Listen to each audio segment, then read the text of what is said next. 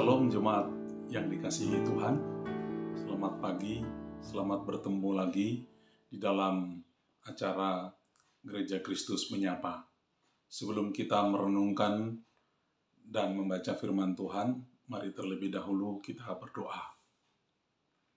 Bapa di surga, kami akan mendengarkan firman Tuhan. Biarlah Roh Kudus memberikan pikiran yang rohani bagi kami, supaya apa yang kami renungkan pagi hari ini sungguh menjadi berkat dalam kehidupan kami. Dalam nama Tuhan Yesus Kristus kami berdoa. Amin.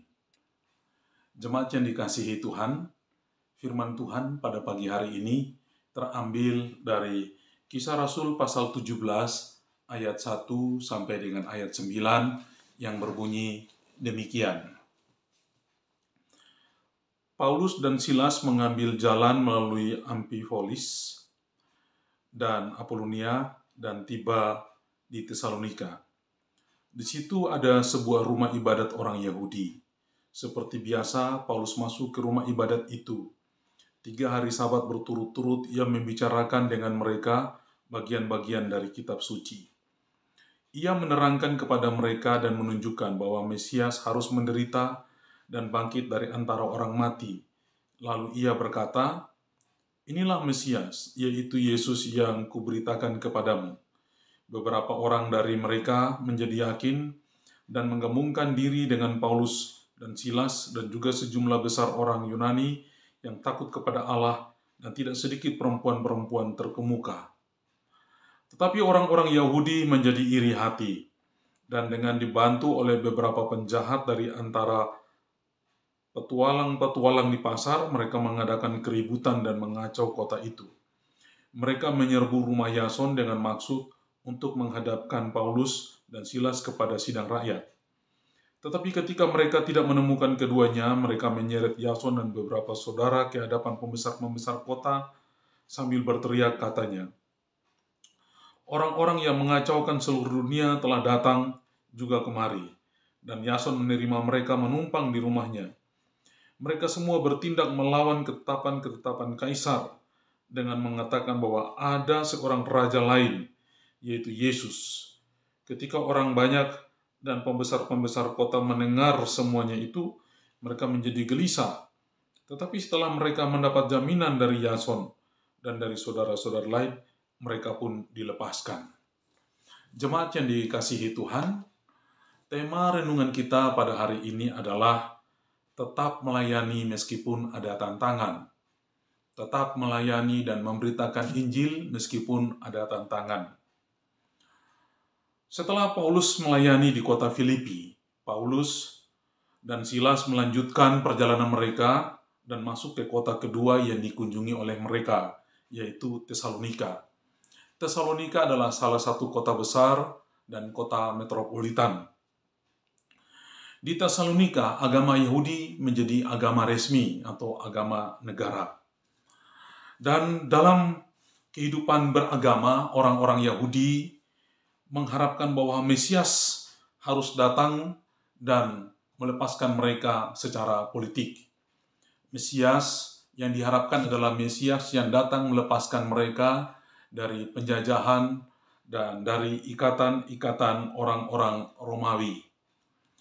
Di sini Paulus masuk dan mengajarkan Mesias yang berbeda dengan pemahaman Mesias pada waktu itu.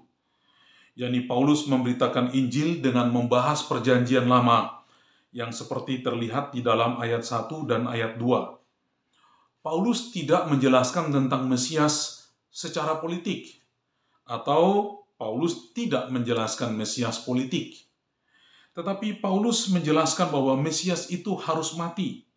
Mesias itu bangkit dari antara orang mati. Dan itu adalah intisari Injil. Dan Paulus mau mengatakan bahwa melalui kematian dan kebangkitan Mesias itulah orang-orang baik Yahudi maupun Yunani dan semua bangsa-bangsa di dunia menerima keselamatan.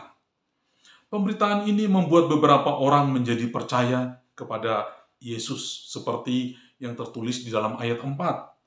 Di antara mereka ada Yason, mungkin juga Aristarkus dan Sekundus yang mengikuti Paulus bersama-sama dalam perjalanan selanjutnya setelah keluar dari Tesalonika yang tercatat dalam Kisah Rasul 20 ayat 4. Bahkan dikatakan sejumlah besar orang Yunani dan para perempuan-perempuan terkemuka pun ikut bergabung. Seperti tema kita dalam renungan pada hari ini, tetaplah melayani meskipun ada banyak tantangan. Jemaat yang dikasihi Tuhan, dalam pelayanan di Filipi, Paulus ditentang oleh orang-orang non-Yahudi. Tetapi ketika ia masuk dalam pelayanan di Tesalonika, justru orang-orang Yahudilah yang berupaya untuk menangkap Paulus dan menghalangi Paulus. Mereka menuduh Paulus dengan banyak hal. Mereka menuduh bahwa mereka adalah pemberontak-pemberontak atau pengacau-pengacau di seluruh dunia. Bahkan mereka berusaha untuk mencari Paulus dengan maksud untuk membawa Paulus dan Silas ke sidang rakyat. Jemaat yang dikasihi Tuhan, berbagai upaya dilakukan oleh orang-orang Yahudi karena mereka tidak menerima satu pemberitaan tentang Mesias yang berbeda dari pengharapan Mesias mereka. Selama ini mereka memahami Mesias bahwa Mesias adalah Mesias politik. Mesias yang akan datang untuk melepaskan mereka dari sistem penjajahan Romawi. Tetapi berbeda dengan yang diberitakan oleh Paulus. Paulus memberitahukan Mesias yang berbeda. Mesias yang penuh kasih. Mesias yang penuh dengan kelemah lembutan. Mesias yang memperhatikan orang-orang miskin. Mesias yang datang dan memberikan pembebasan kepada jiwa-jiwa yang masih terikat dengan dosa dan belenggu-belenggu kegelapan. Dan Mesias itu harus mati, menderita mati di kayu salib dan kemudian bangkit. Dan Mesias itulah yang harus dipercayai, karena dialah yang akan datang dan menyelamatkan manusia dari segala dosa-dosanya. Pemberitaan seperti ini ditolak dalam tradisi Yahudi, apalagi keagamaan Yahudi pada waktu itu diterima sebagai agama yang sah oleh negara. Sehingga pada waktu itu, pemberitaan ini akhirnya mengakibatkan kekacauan di Tesalonika. Bahkan mereka menyerbu rumah Yason untuk menangkap Paulus. Dan karena mereka tidak menemukannya, maka Yasonlah yang dijadikan sasaran kemarahan mereka. Hanya dengan jaminan sajalah Yason dan penduduk kota menjadi tenang kembali. Jemaat yang dikasihi Tuhan, apapun situasinya, Paulus dan Silas bersama rekan-rekan yang lain, mereka tetap setia memberitakan Injil dengan konsisten. Pemberitaan Injil memiliki inti yang tepat, yaitu Kristus yang adalah Raja di atas segala raja, yang harus mati dan bangkit. Meskipun pemberitaan Injil ini mengakibatkan banyak orang membenci mereka, tetapi mereka tetap berusaha dan mereka tetap setia untuk memberitakan Injil. Ada usaha-usaha orang yang membenci. Ada usaha-usaha orang yang iri hati untuk mencoba membungkam mereka. Bahkan mereka tetap tegar. Meskipun mereka diupayakan untuk diperhadapkan kepada sidang pengadilan. Tetapi mereka tetap tegar.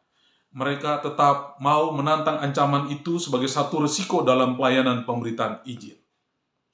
Kita juga melihat bahwa Kristus yang adalah Raja, dia jauh lebih berkuasa daripada raja-raja di dunia.